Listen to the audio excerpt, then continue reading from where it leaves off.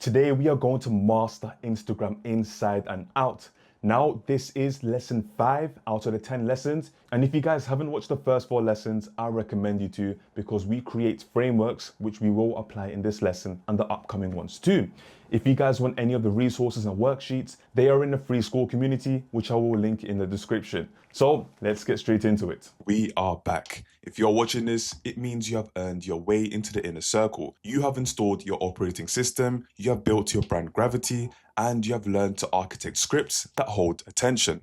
But now we move from the blueprint to the construction side. We are stepping out of theory and into the machinery of the platform themselves. We begin with Instagram. I needed to listen very closely because most of you are currently using this app completely wrong. You have been told that Instagram is a game of vanity. You think it's all about getting likes, looking perfect, and chasing the perfect influencer lifestyle. You think it's about, posting a photo of, what drink you have, your coffee, or maybe just a random selfie and hoping, the algorithm blesses you. And now I'm here to tell you that is unfortunately a lie. That is the amateur mindset, and it is exactly why you are stuck in a burnout zone. In our system, Instagram is not some random photo album, it is a relationship machine. It is the single most important gear in your ecosystem for turning a cold stranger into a warm lead. If TikTok is where you get found, Instagram is where you get trusted. Think back to the shop window strategy from lesson 4. We established that your ecosystem has a hierarchy. TikTok is the person on the street corner shouting your name. That is foot traffic. But Instagram? Instagram is the window display. It is the glass that separates the street from the store. When someone stops to look, they are asking themselves one question. Is this person safe to trust? Your job on Instagram is not to go viral. Virality is a vanity metric here. Your job is to create sticky depth. You're building a digital environment so compelling, so consistent, and so authoritative that when a stranger lands on your profile, they feel an immediate shift in their belief system. Today, we're going to stop treating this app like some slot machine and start running it like an engine. We're going to dismantle the influencer approach and replace it with the operator's approach. We are going to learn how to track relationships, not likes. We are going to master the 4-gear engine that powers your growth. So let's get to work. Now, to master this machine, you have to understand the physics of the environment. You cannot play basketball on a football pitch, and you cannot use TikTok tactics on Instagram. They are fundamentally different worlds. Look at the screen. On the left, we have the content graph. This is TikTok. As we discussed in lesson 4, TikTok connects people based on interest. It shows your videos to strangers who might like your topic. It doesn't care about who you are. It cares about the performance of the video file itself. There is no loyalty there. It is a cold marketplace. On the right, we have the social graph. This is Instagram. The social graph connects people based on relationships. It prioritizes who you know, who you interact with, and who you trust. This distinction is critical. Most creators fail because they try to force the content graph behavior onto the social graph platform. They treat Instagram like a viral lottery ticket. They repost their TikToks with their watermark still on them, and they use generic captions, and they provide zero depth. They are trying to shout at a room full of people who are looking for a proper conversation. And when you do this, you are fighting the native language of the platform. Instagram's algorithm is not looking for randomness. It is looking for intimacy. It wants to know, do these people actually know each other? Do they actually care about each other? If you treat Instagram like some broadcast tower, you will fail. You must treat it like a dinner party.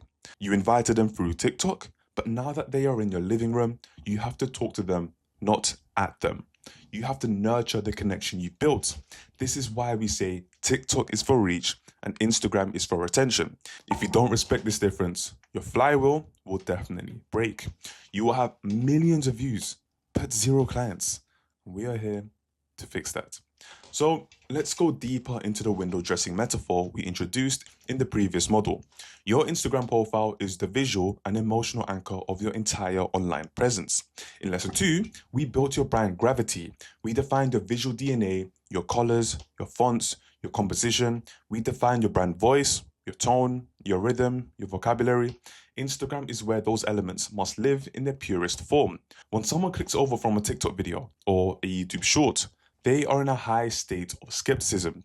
Their brain is scanning for red flags. They're looking for inconsistency. They are looking for reasons not to follow you. If your Instagram feed looks messy, if your bio is vague, if your highlights are a graveyard of random moments, you are signaling amateur. You are telling them that you are not a professional operator. You're breaking the trust tag.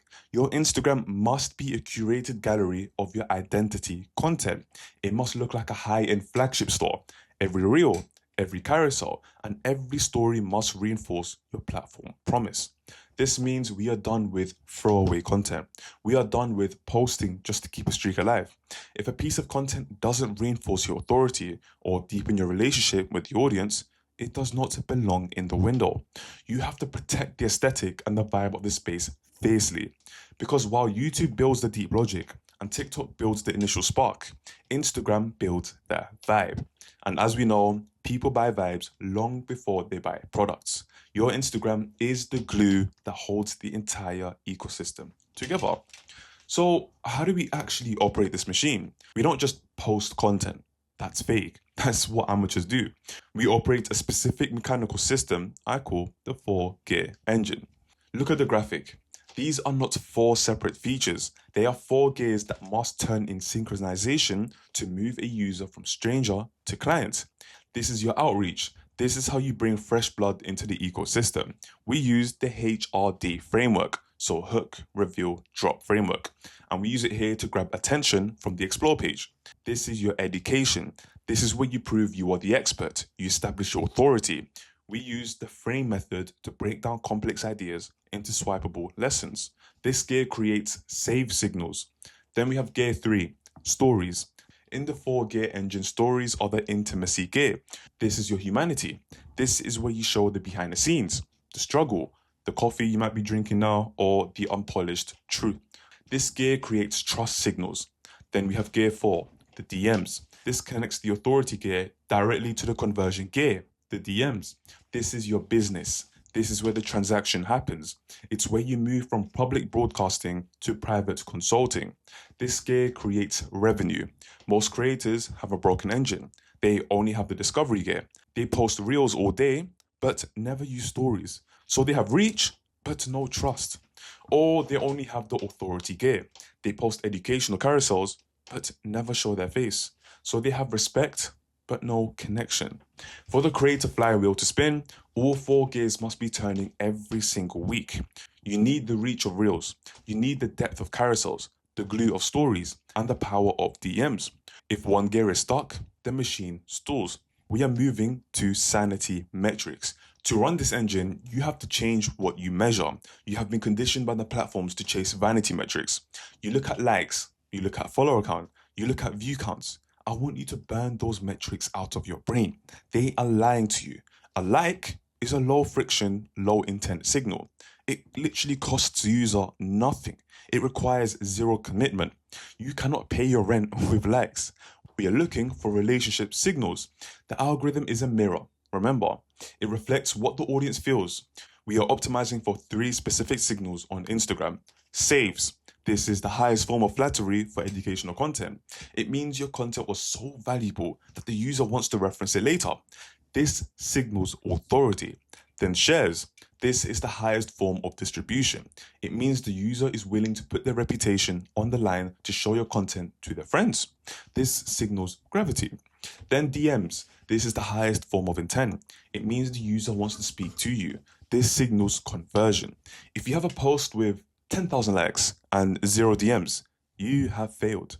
But if you have a post with, let's say, 100 likes but 20 DMs asking about your offer, you have won. Stop optimizing for the dopamine hit of the heart icon. Stop optimizing for the bank account impact of the direct message. We are tracking depth, not width. So remember that. Now, this brings us to the psychology of the user journey on Instagram. And I call this the trust ladder. For example, you cannot ask someone to marry you on the first date. You cannot ask someone to buy your high-ticket coaching program the second they see your reel. You have to help them climb the ladder, rung by rung. The first rung, the glance. They see a reel on the explore page. It hooks them with friction. they glance at your profile. Then rung two, the binge. They see your visual DNA. It looks premium. They scroll down and read the carousel. They realize you know what you're talking about. So they've hit follow. Then rung three, the bond. They start watching your stories. They see your face every morning. They learn your values. They begin to feel like they know you. They reply to a poll. Then rung four, the ask. They are now in your DMs. You have now earned the right to make an offer. Your content strategy must be designed to move people up this ladder. You need specific content for every rung. You need reels for the glance, carousels for the binge, stories for the bond, and the DM scripts for the ask. If you try skip a rung, they fall off the ladder. This is why the operating system is so vital. It ensures you are constantly feeding every stage of this journey simultaneously. So we are going to close part one with a practical audit. I want you to perform the run scroll test. This is the ultimate litmus test for your brand gravity on Instagram. Now imagine a stranger landing on your profile right now. They scroll down exactly 3 times. That is all the time you get, maybe 5 seconds.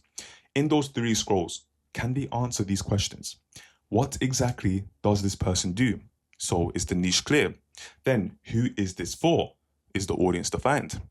And then can I trust them? Is the visual quality high and the proof visible? If they have to guess, you lose. If they have to click read more on 5 different posts to figure out your job, you also lose. Clarity is speed. Your grid is not a collection of random posts. It's a cohesive argument for why you are the category leader. If your audit fails, if your visuals are messy, or your bio is vague, or your content is random, do not panic.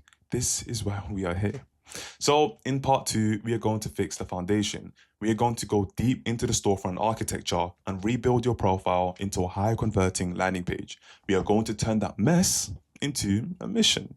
Let's move on to part 2. We have established the mindset, right? The Instagram is a relationship machine, not some vanity mirror. We have established the goal, retention, not reach. Now we have to pick up the tools. We are going to renovate your shop. In the physical world, if you walked past a store with a cracked window, a handwritten sign that was hard to read, and a cluttered display, you would keep walking, realistically. You wouldn't trust the product inside because the exterior signaled chaos. The same is true for your Instagram profile. Your profile is the storefront. It is the first touch point in your window dressing strategy. Most creators treat their profile like a biography. They write things like living my best life or travel enthusiast. That is fine for personal accounts, but you are not a person anymore. You are a brand operator. We are going to treat your profile like a high converting landing page. Every inch of it, from your handle to your pinned posts, must be engineered to answer 3 questions instantly. 1, who is this for? 2, can they help me? 3, where do I start? If your profile doesn't answer these in under 3 seconds, you are losing foot traffic that worked hard to find you on TikTok. Today, we are going to fix your bio, your visuals, your highlights, and your links using the brand core we built in lesson 2. Now, let's start at the top. The bio. This is your headline. It is the most valuable text on the internet for your personal brand. So, your bio needs 3 distinct lines. Line 1, the promise. This is your anchor statement. Use the formula, I help who get results. For example, helping creators build systems or turning followers into clients. This flags down your ideal audience and repels the people who don't belong. We want that friction. Then line 2, the authority. Why should they listen to you? This is where you place your brand proof. Founder of the Academy, or £10 million generated, or featured in Forbes. But if you don't have massive numbers yet, just use identity proof. Posting daily tips or the no bullshit marketing coach. Give them a reason to believe in the promise in line 1. Then line 3, the direction. This is the most missed opportunity on the platform. You must tell them what to do. Join the school, for example, or grab the free guide. Don't assume they will find the link. Point to it. If your bio is vague, your growth would also be vague. Clarity is the first step of conversion. Now, let's look at visuals. A landing page has to look like a trustworthy business, not a hobby. This brings us back to your visual DNA from lesson 2. First, the profile photo. Unless you are Nike or Adidas, do not use a logo. People trust people. The social graph is built on faces. Your profile photo should be high contrast, professional headshot where you are making eye contact with the camera. This triggers a biological response of connection. If you're wearing sunglasses or if you're like a tiny figure in the distance, you are creating a barrier to trust. Second, the grid aesthetic. I'm not talking about making everything look pretty or having perfect checkerboard patterns on your page. That's advice from 10 years ago. I'm talking about brand consistency. When someone scrolls on your grid, do they see your color palette? Do they see your typography stack on the real covers? If your real covers are a mess of different fonts and random colors, you look like an amateur. You want your grid to feel like a flagship store. Use the accent color we defined in lesson 2 for your text overlays so that your hook stands out and your brand is recognized instantly. This consistency signals to the subconscious mind that you are reliable, and reliability breeds trust. Now, below the bio, we have the story highlights. Most creators use this section as a junk drawer. They have highlights for my cats, concerts, and random stuff. Stop doing that. In our system, highlights are your archives. They are the evergreen proof that validates your bio. When a new visitor lands on your page, they will tap to see if you are legitimate. We structure them using the proof pyramid from lesson 2. You need 3 core highlights. Start here, your identity. Who are you? What is your story? This builds the connection layer. Then you have your results, so your proof. Client wins, DMs from happy followers, or your own transformation. This builds the authority layer. Then you have the offer. This would be your conversion. What do you sell? How does it work? This serves the action layer. You need to make sure that the covers of these highlights match your brand colors. This creates a clean menu for your new followers to binge your best content without having to scroll your page for hours. Now we move on to the most important mechanic of the profile, the link. In the creator flywheel, this is the capture gear. This is where we move the relationship of the rented land of Instagram and onto the owned land of your database. Do not send people to your YouTube channel here. YouTube is for later. Do not send them to a generic homepage. You also need to add a smart link to direct traffic to your Skool, offers, or your lead magnets. A smart link is something when a user clicks on it, they leave the actual application. So if I put my YouTube as a smart link on my Instagram bio, I would end up going to the YouTube app instead of the YouTube website inside the Instagram browser. So this link should have one primary goal now, lead generation. It should go to your newsletter sign up or your Skool community application. So this link should have one primary goal now, lead generation. It should go to your newsletter sign up or your Skool community application or your free template download.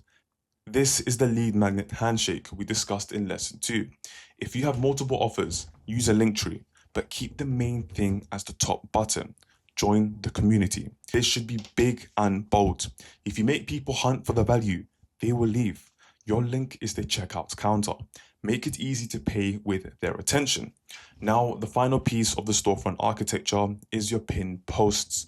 Instagram allows you to pin 3 posts to the top of your grid. Don't just pin a video because it has the most views.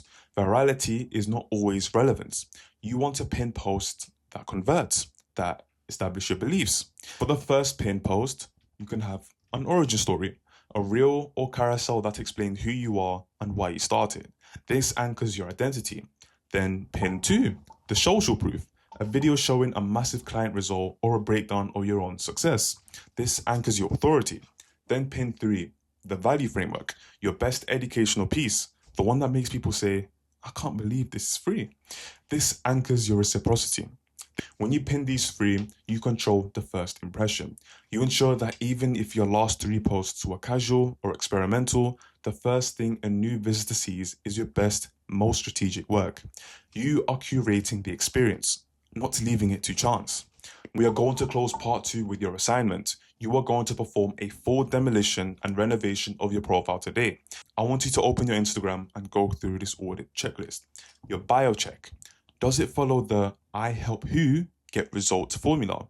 Is the link clearly pointed out with an emoji? Then the visual check. Is your profile photo a face, not a logo? Do your reels cover use your typography stack? Then your highlight check. Do you have results and start here highlights? Are the covers branded? Then the link checks.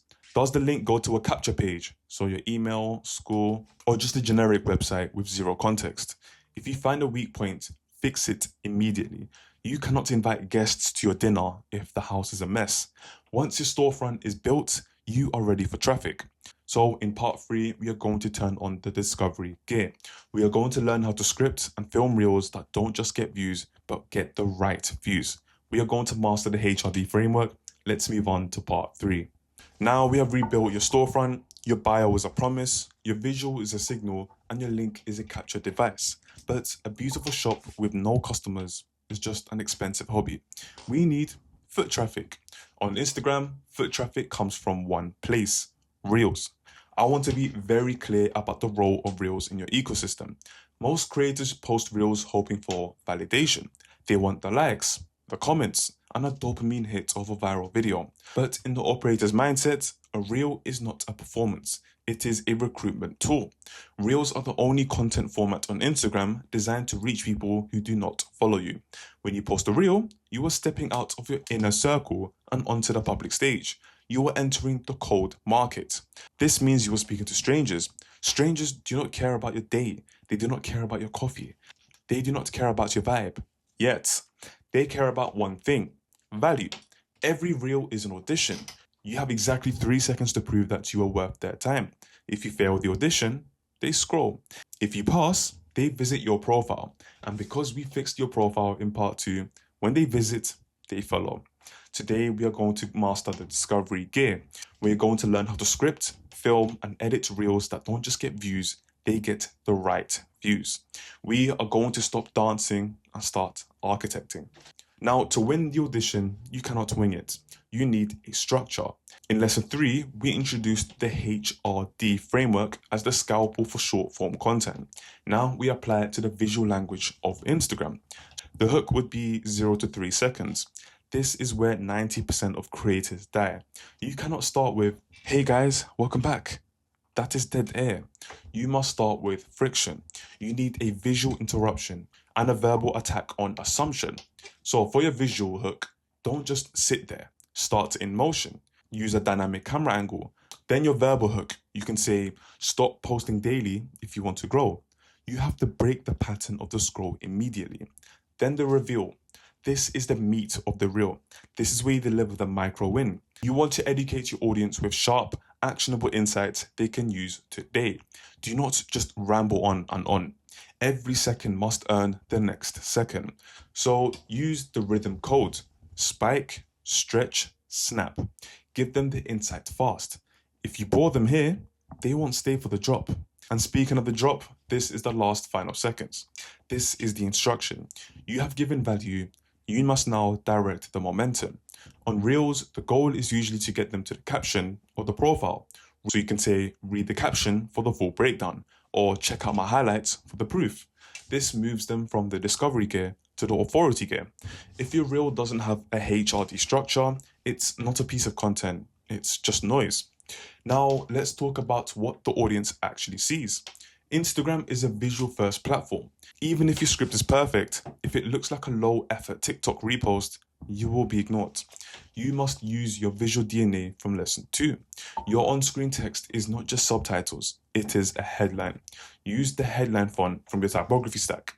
Make it big, make it legible, and use your accent color to highlight the key words. The text on the screen in the first second acts as a second hook for people watching with the sound off. If your video says, "Watch this," but the text says nothing, you are asking for too much trust. Put the promise on the screen: how to fix your attention in 60 seconds. And please respect the safe zones. Don't put text where the caption or the like button will cover. That whole thing just screams amateur. Your visual presentation is a signal of your competence. If you're sloppy with your text, the audience assumes you are sloppy with your service. Now, the audio. This is where most creators get confused. They think they have to, let's say, dance to trending songs on TikTok to grow. Now, let me be the first one to free you. You do not have to join and dance with them. In fact, for a category leader, dancing is often a distraction. It lowers your authority. This does 2 things. It builds authority. While the video hooks them, the caption is what creates the depth. Stop writing one-line captions like, new video out now, or happy Monday. Don't know if anyone's really said that, but as an example, that is a wasted opportunity. In our system, the caption most of the time should be a mini blog post. Your video description is more than just a caption though. It is a conversion tool. On Instagram, you need to write captions that connect, share a story or a lesson, and you need to keep it clear, tight, and emotionally resonant. Use this structure for your captions. So, the headline, restate all the hooks in caps. Then the context, you need to explain why this happens and explain why you couldn't fit it in the 60-second video. Then the list, give 3 to 5 bullet points of actionable value. Then the call to action, the CTA, tell them exactly what to do next. The algorithm tracks dwell time, how long someone spends on your post. If they are reading a long, valuable caption, the algorithm thinks this content is sticky and shows it to more people, right for the reader, not just for the viewer. We talked about trends in lesson 4, but let's look at how to execute trend hijacking on Reels specifically. Sometimes a specific audio or meme format takes over the feed.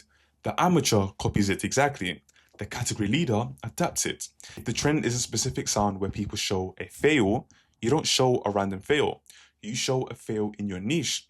If you're a fitness coach, show a bad form fail. If you're a business coach, show a bad sales call fail. I call this the creative expansion. So you need to collaborate with other creators or remix content in your own voice. You are using the momentum of the trend to deliver your specific identity content. This proves to the audience that you are culturally relevant and you know what's happening on the app, but you are also disciplined enough to stay in your lane. It creates a feeling of being current without being cringe. Now we are going to close part 3 with a challenge. You cannot learn to swim by reading a book about water, and you cannot master Reels by watching this video. You have to share. Now that we have the discovery gear spinning and bringing people to your profile, we need to deepen the relationship. We need to prove that you are not just a 60-second expert, but a deep dive authority. We are going to turn on the authority gear. We are going to master the carousel. So let's move on to part 4. We have mastered the discovery gear. You know how to use Reels to go out into the cold market, grab a stranger by the collar, and pull them towards your shop window. But getting the attention is easy. Keeping it is the hard part. If Reels are the hook, carousels are the hold. This is the authority gear of your 4-gear engine. While a reel might get you a view, a carousel gets you respect. It's the format where you prove that you are not just a shiny object, but a deep well of expertise. In the shop window strategy, if Reels are the flashy sign on the pavement, the carousel is the product demonstration inside the store. This is where the customer stops, leans in, and actually studies what you have to offer. Most creators treat carousel like photo dumps or generic motivational quotes. They post pictures of the sunset with motivational quotes saying, keep going. That there is not authority. That is fluff. Fluff doesn't build businesses. We are going to treat carousels as micro masterclasses. We are going to take the belief-shifting power of your identity content and package it into a visual deck that forces the audience to stop scrolling and start learning. When you master this gear, you stop attracting fans who want entertainment and start attracting students who want transformation. And students buy. To understand why carousels are so powerful, you have to understand the metric of dwell time. Instagram's algorithm loves sticky depth. It tracks exactly how many milliseconds a user's screen is paused on your post. When someone watches a reel, they are passive. The video plays at them. But when someone engages with a carousel, they must be active. They have to physically swipe left to reveal the next piece of information. That swipe is a micro commitment. Every time they swipe, they are saying yes to your content. Yes, I want more. Yes, this is valuable. And yes, I trust you. If you can get someone to swipe through 10 slides, you have captured their attention for maybe 45 or 60 seconds.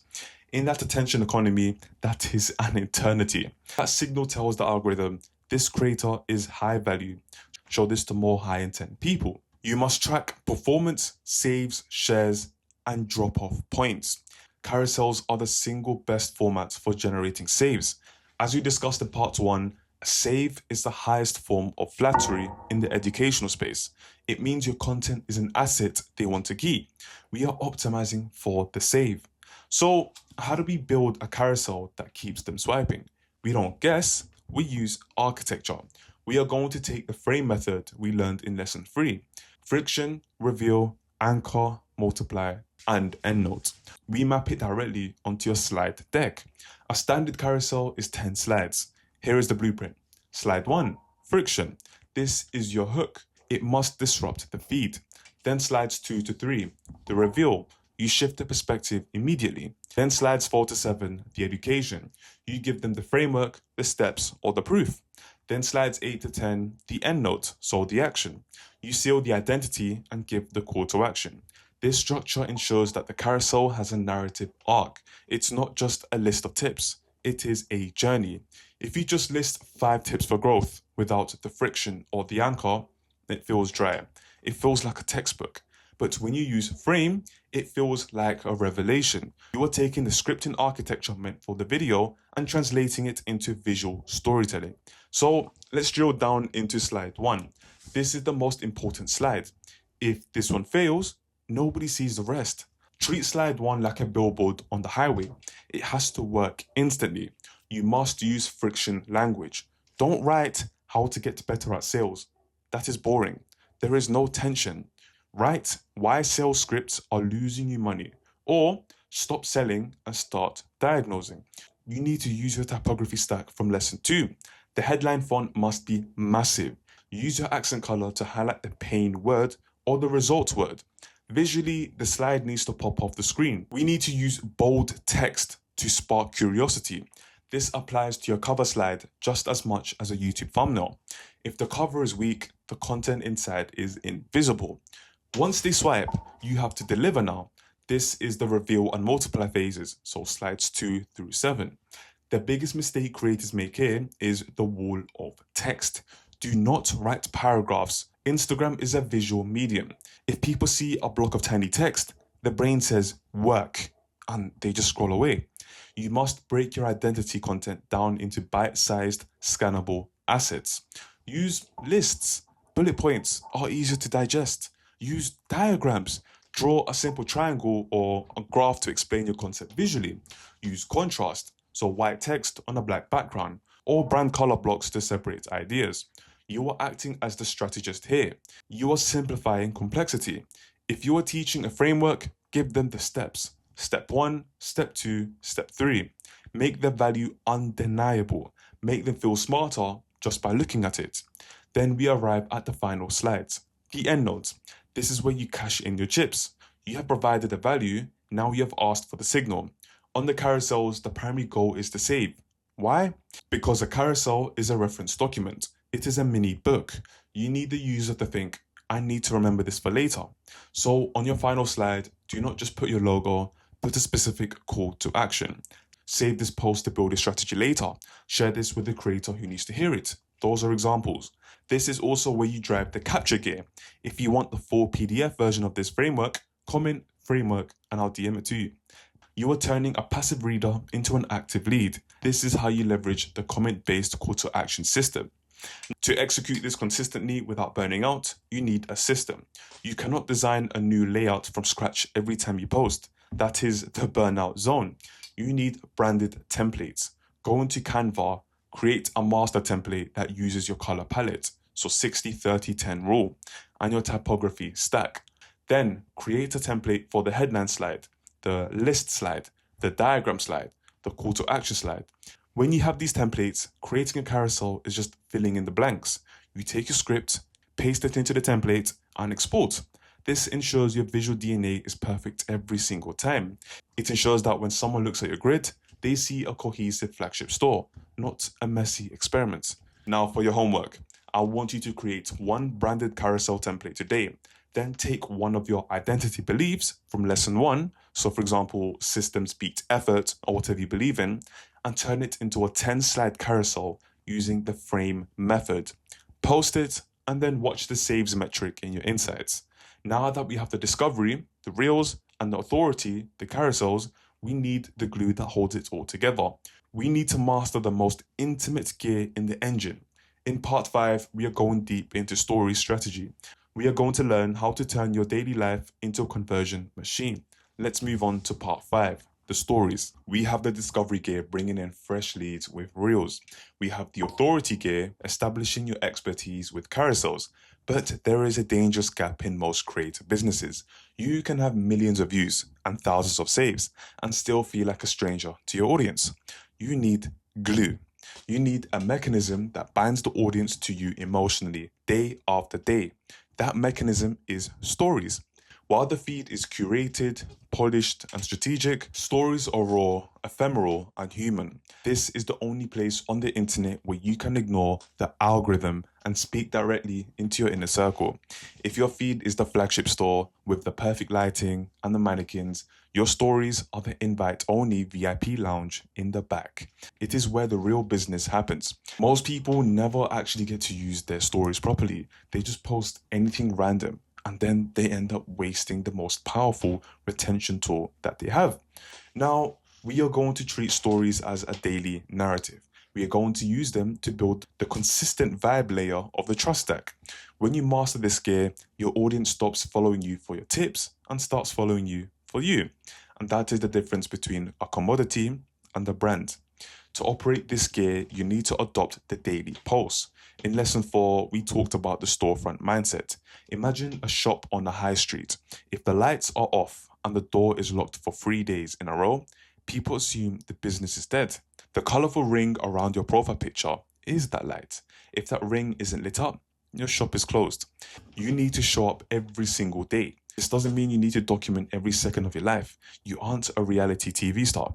You are a category leader, but you need to maintain a presence. I call the stories your dynamic storefront.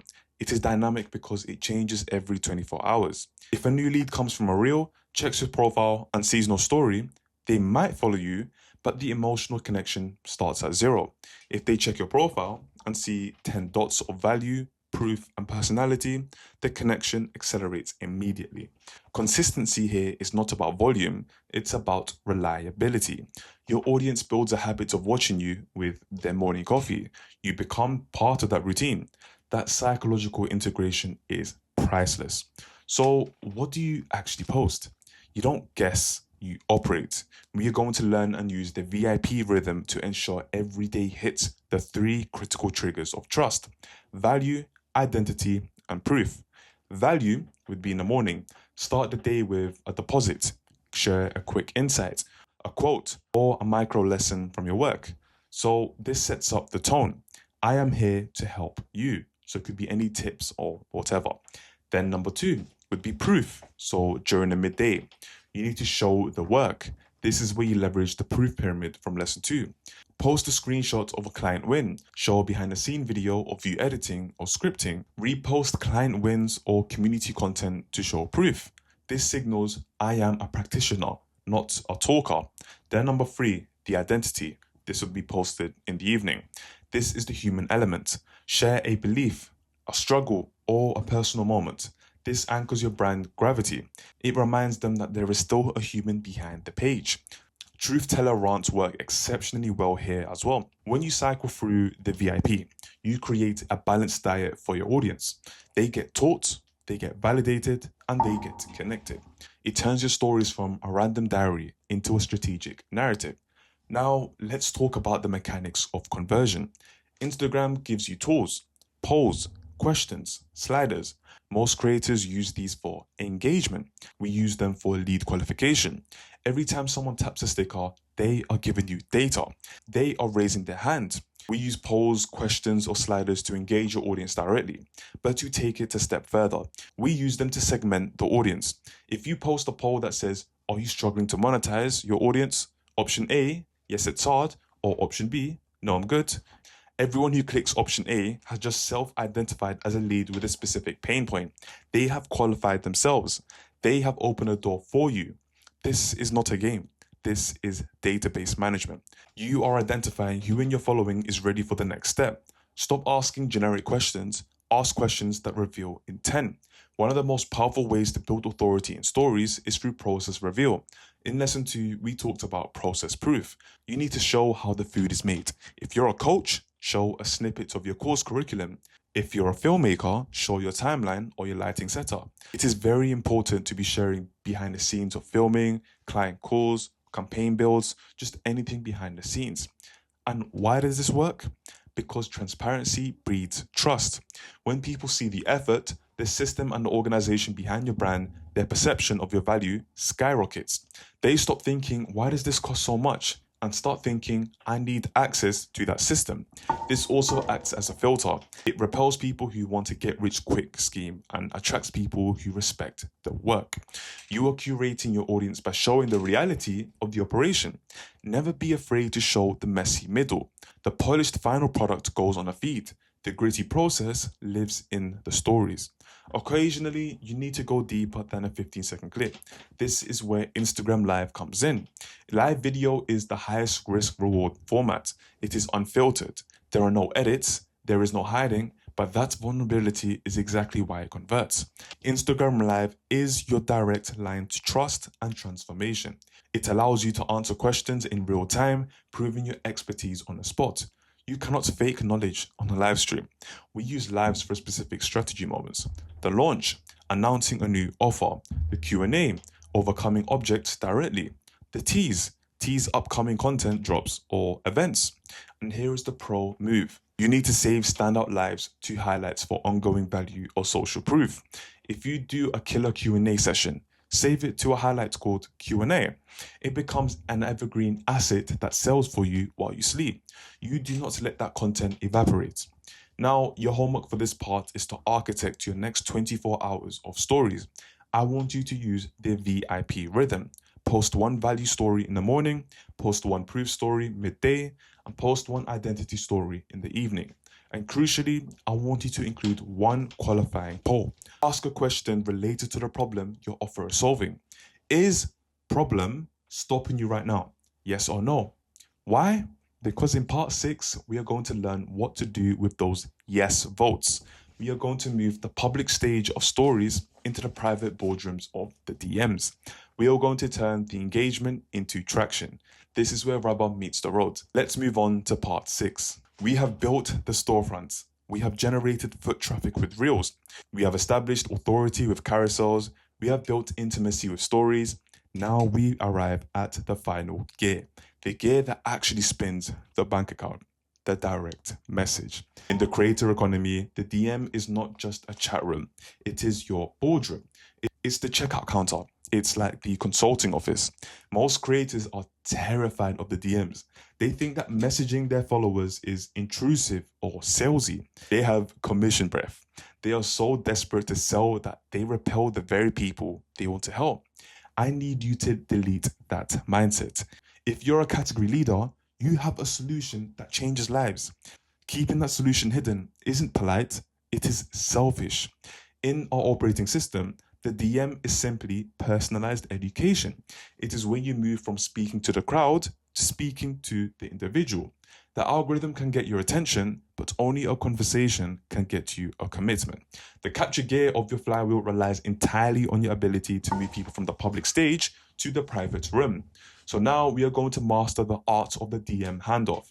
We are going to learn how to diagnose problems, offer solutions, and close deals without ever feeling like some slime ball. So in part 5, I gave you homework. I told you, post a qualifying poll in your stories. So as I said, is your problem stopping you right now? Yes or no? When someone clicks yes, they are not just tapping on a screen. They are raising their hand. They are admitting that they have a problem. Now, you have to cross that bridge. Most amateurs see that vote and do nothing, or worse, they send a link immediately. Hey, buy my horse. That kills the trust instantly. Here is a bridge script you can use. It is casual, human, and low friction. You reply to their vote. Hey, and then whatever the name is. So you voted yes on a poll about the problem. Is this the main thing slowing you down right now, or is it something else? Notice the psychology here? So for the context, you aren't a random stranger. You are referencing their action, the votes. And then you show that there's curiosity. You are asking a question, not making a statement. Then low friction. It is easy to answer. This initiates the conversation. You need to use comments and DMs to start real conversations, not just reactions. You are acknowledging their existence. In a world of automation, a human question is a superpower. Once they reply, you must resist the urge to pitch. If they say, yeah, my retention is terrible, do not say, I have a guide for that. That's premature. That's like a doctor handing you a prescription before asking you where it hurts. You must enter the diagnostic phase. You are the doctor, they are the patient. Your job is to understand the scope of the pain. Ask clarifying questions. For example, you can say, got it. Is it dropping off at the start of the video, or are they leaving halfway through? Are you scripting your hooks, or are you just winging it? This does two things. It builds authority.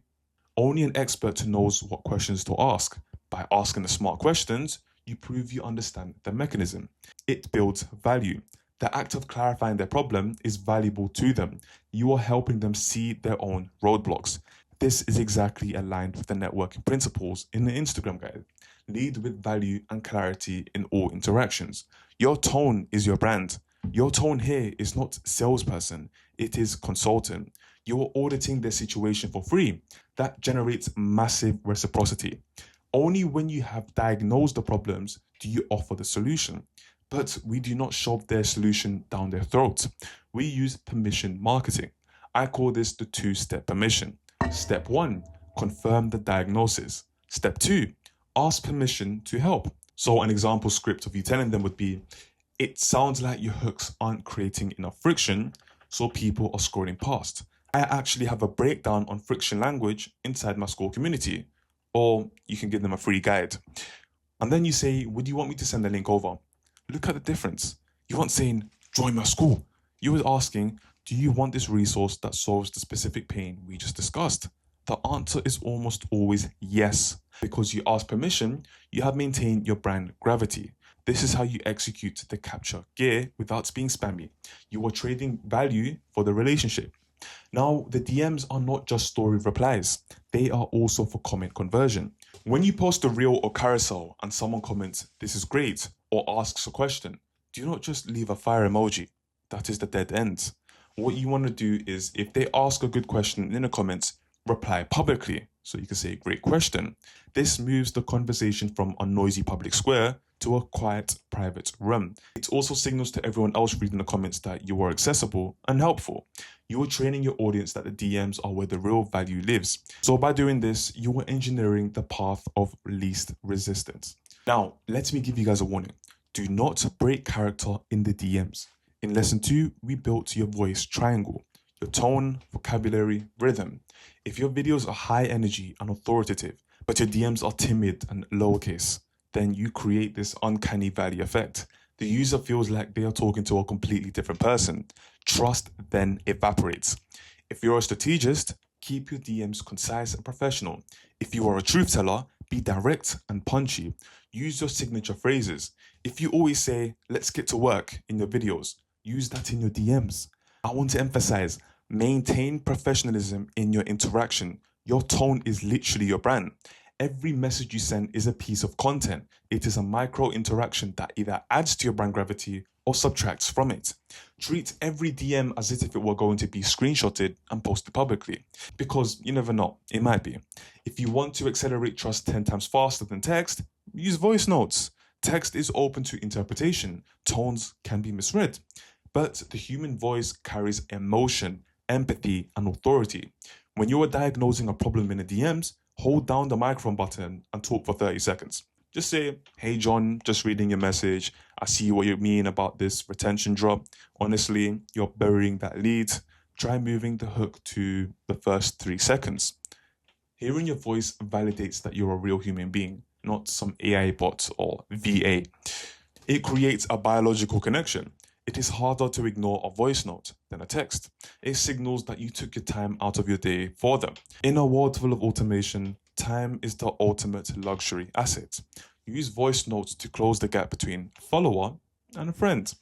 So now you have the full 4-gear engine. Reels for discovery, carousels for authority, stories for intimacy, DMs for conversion. So now you know how to renovate the shop, fill the shelves, work the register. But a system is only as good as the operator running it. If you try to do all of this randomly, you'll be burned out in a week. You need a routine. You need a way to run this machine in less than 60 minutes a day so you can get back to building your business. In the final part of this lesson, part 7, we are going to install the Instagram operating system. We are going to look at the data, the routine, and the long-term compounding of this asset. We are going to turn you from a user of Instagram into an operator. Let's move on to part 7. We have reached the final stage of the Instagram masterclass. You have the architecture, you have the scripts, you have the strategy for reels, carousels, stories, and DMs. But architecture without execution is just hallucination. The number one reason creators fail on Instagram is not a lack of talent, it is a lack of rhythm. They sprint for 2 weeks, get exhausted, and then disappear for a month. In the creator economy, inconsistency is the silent killer of trust. If your shop opens and closes at random times, customers stop coming. We are going to solve that problem right now. We are going to move you from the hustle of the amateur to the rhythm of the operator. An operator doesn't rely on motivation. An operator relies on a system. We are going to install the Instagram operating rhythm, a set of non-negotiable daily actions that keep your 4-gear engine spinning without taking over your entire life. You do not need to live on this app to win. You just need to be surgical with your time. Now we turn your strategy into a habit. I want you to stop thinking about spending time on Instagram and start thinking about executing the protocol. Here is the 60-minute protocol that runs the machine. You can do this in one block or split it up. So block 1, the morning post. This would be 15 minutes. I want you to be posting stories, launch your daily narrative, use the VIP rhythm, get that ring around your profile picture lit up immediately, and then engage outbound. Spend 10 minutes engaging with the big people in your niche, your ideal clients. Do not just like their posts, comment with value. This wakes up the algorithm and signals that you are active. Then for the second block, the deployment, you need to post the asset. So upload a reel or carousel. Then you need to optimize your caption. Ensure your caption is formatted with a mini blog post with a clear call to action, as we've discussed in part 3. So, like I just said, the first 30 minutes, stay on the app, reply early comments immediately. This creates a velocity spike that helps distribution. Then block 3, this will be 30 minutes, the boardroom. You need to clear the DMs. This is your money time.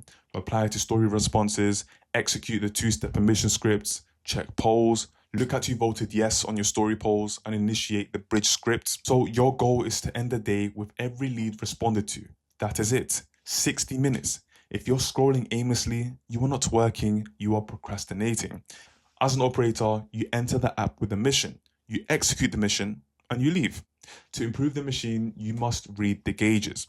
Most creators look at their insights and get depressed because they are looking at the wrong numbers.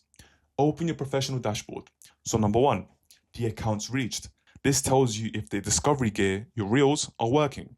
If this number is flat, your hooks are weak. You need more friction. Then number 2, you can check the accounts engaged. This tells you if your authority gear, your carousels, are working. Are people saving? Are they commenting? If the reach is high but the engagement is low, your content is hollow. You have attention but no resonance. Then number 3, your profile activity. Look specifically at profile visits and external taps. This is the most critical metric of the flywheel. If you have 1,000 profile visits but 0 link taps, your bio architecture is broken. Then number 4, retention, your reels. Look at the retention on your reels. If there is a cliff drop at the first 3 seconds, your visual hook failed. If there is a drop at the end, your video was too long. You need to use insights to find your peak posting windows and adapt your schedule. Do not guess. Let the data dictate your next move. Now, the biggest threat to your consistency is creation chaos. If you wake up every morning wondering, what should I post today? You have already lost. You cannot operate a flagship store if you are manufacturing a product in the back room 5 minutes before you open. You need a supply chain. This brings us back to the 3-day creator sprint from lesson 1. You do not film every day. You film once a week. The bashing workflow would be day 1, the architect. You need to write 5 reel scripts and 2 carousel outlines using the HRD and frame frameworks. Then day 2, the performer. film all 5 reels in one session. Change your clothes to create visual variety. Then day 3 is when you're being the operator, so edit, write captions, and schedule them. When you batch, you separate the thinking from the doing. This creates a buffer. It means that on a Tuesday when you feel tired or uninspired, it doesn't matter. The content is already built. The machine runs anyway. This is how you scale without burnout. Now, I need you to manage your expectations. When you start running this system, you might not see a viral explosion in week 1. The trust stack takes time to build. Look at the graph on the screen. The line of effort is flat. You put the same work every day. The line of results is exponential. It stays flat for a long time and then it goes vertical. Why? Because trust compounds. Every time you show up, you deposit a coin in a brand gravity bank. 1 coin is nothing. 1,000 coins is a fortune. Top content and growth are tracked over 90-day cycles. Do not judge your success on a 24-hour cycle. Judge it on a 90-day cycle. If you run 4-gear engine for 90 days without stopping, posting reels, teaching in carousels, connecting in stories, and converting in DMs, it is mathematically impossible for you not to grow. You are fighting physics if you think otherwise. The signals will compound. Now, systems do degrade over time. To keep your machine sharp, you must perform a quarterly audit. Every 90 days, you sit down with your content and your insights. Then you have the brand audit. Revisit lesson 2. Has your voice ever drifted? Are you starting to sound like everyone else? Does your profile still pass the run scroll test? Then the offer audit. Is the link in bio still relevant? Does a lead magnet solve a burning problem? Or has the market moved on? Then I want you to update your results highlights with new proof. Fresh proof is oxygen for the sales. Then I want you to have a content audit. Look at your top 5 performing posts of the quarter. What did they have in common? Look at the bottom 5. What went wrong? Kill the losers and double down on the winners. Like I said, refine, realign, and scale what is working. If a strategy isn't working, pivot based on the data. So, you now have the keys to the relationship machine. You now know how to dress the window, how to invite people in, and how to close the deal in the back room. You have the architecture to turn Instagram into your primary revenue driver. But remember the ecosystem. Instagram is the middle of the funnel. It thrives on relationships, but it needs fuel.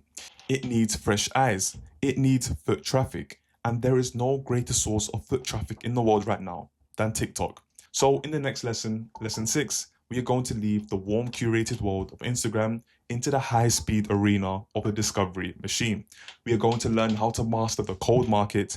We are going to learn how to get found by strangers who have no idea you exist, and how to funnel them right back here to your Instagram storefront. Go execute a 60-minute routine today, post your first optimized reel, and I'll see you in lesson 6.